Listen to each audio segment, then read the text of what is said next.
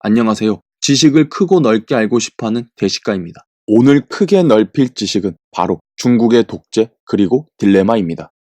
중국 정식 명칭 중화인민공화국, 세계 2위 인구 대국인 인도에 얼마 안가 인구수를 추월당할 거라는 통계 예측이 있지만 2019년 현재 약 14억 2천만 명의 인구수를 기록하고 있는 중국은 명실상부한 세계 1위의 인구 강대국입니다.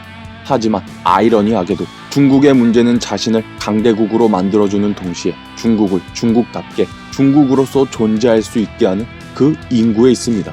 우리들은 보통 중국을 한국의 한민족, 일본의 야마토 민족처럼 단순히 한족에 의한 단일 민족 국가라고 생각하기 쉽지만 한족을 제외한 55개 소수 민족 숫자가 말해주듯이 중국은 우리 한국인들이 보통 생각하는 것처럼 단어 몇 개로, 문장 몇 개로 쉽게 규정 지을 수 있는 나라가 아닌 것입니다.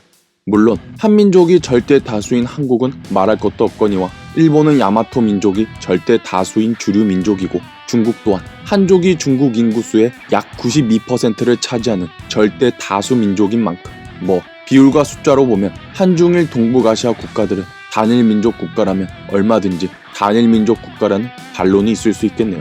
어쨌든 그건 굳이 따지자면 그런 것이고 한국, 일본과 달리 중국에게 있어서 이 소수 민족 구성 문제는 우리가 지도로 보고 느끼는 그 거대한 중국이라는 나라를 중국이 아닐 수도 있게 만드는, 아니 어쩌면 중국이라는 나라 자체를 없어지게 할 수도 있는 한족의 중국인들에게는 정말 중차대한 제1의 문제입니다. 소수 민족 문제가 중국 제1의 관심사인 이유, 청나라시기의 영토를 거의 그대로 이어오고 있는 현재 중화인민공화국 내의 민족 분포도를 보면 한 번에 이해할 수 있습니다. 서해를 중심에 놓고 대한민국과 바로 가까이 붙어 있으면서 엄밀히 따지면 명나라 시기 영토와도 일치하며 한국인이 조선시대부터 받들어 모시고 이해하고 있는 태평양 연안 쪽에 거주하는 절대다수 한족의 중국, 티베트, 위구르, 내몽고, 좌족, 후이족 등의 자치국, 사실상 우리 땅일 수도 있는 만주 연변 조선족 자치주, 마카오 특별행정구역, 전 세계적인 이슈인 위기의 홍콩 특별행정구역, 그리고 홍콩과 비슷한 처지의 대만까지.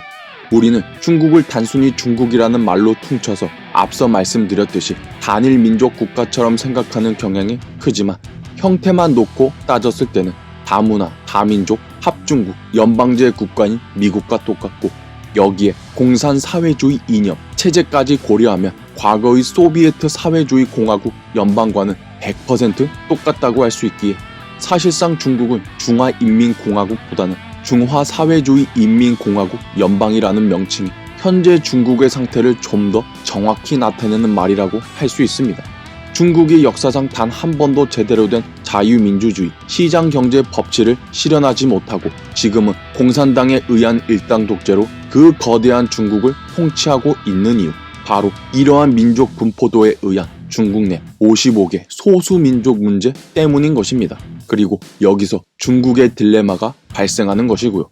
경제는 계속 발전하면서 소득 수준이 올라가고 그와 함께 중국 국민들의 민주화 욕구도 점점 늘어만 가는 상태인데 지금처럼 여러 잔혹한 방식으로 공산당, 일당 독재를 지속한다면 공산사회주의 체제의 한계상 중국은 자신들이 목표로 하는 미국을 뛰어넘는 세계 패권 국가는 고사하고 최근의 중국 경제 성장률의 하락이 보여주듯이 세계 최대 민주주의 국가 인도에게 결국 인구수에서는 물론이고 경제마저 추월당할 가능성이 있고 중국이 공산당 일당 독재를 하지 않고 중국 국민들의 민주화 요구, 소수 민족들의 독립 요구를 그대로 받아들인다면 나라가 소련처럼 붕괴되어 사분오여 신 5호 16국 시대, 춘추 전국 시대를 맞이할 가능성이 매우 높은 상황. 공산당 아래에 있는 중국은 외통수에 놓여 어느 길을 택하든 자신들이 원하지 않는 결과를 맞이할 가능성이 매우 농후합니다. 결국 티베트, 위구르, 대만, 홍콩 문제 등에 대해 중국 분열 시도라고 강력 경고하면서 세계 여론에도 아랑곳하지 않고 더 강압적으로 다루며 중국 국민들은 독재라는 힘으로 찍어 누르는 길을 택한 중국 공산당. 중국의 여러 한계상 G1은 될 수 없다고 판단되지만 혹여 G1이 된다고 하더라도 서방 선진국들이 일당 독재, G1 중국을 가만히 놔둘 리도 없을 뿐더러 역사적으로도 중국이 통일되고 힘이 강성했을 때 한반도는 항상 유린당하며 주권이 침해당하는 수모를 겪었기에 한국인으로서 대한민국 국가 이익의 관점에서 봤을 때는 중국이 미국, 일본, 한국처럼 제대로 된 자유민주화의 길을 걷기를 간절히 희망해 봅니다. 중국의 미래 과연 어떻게 될까요?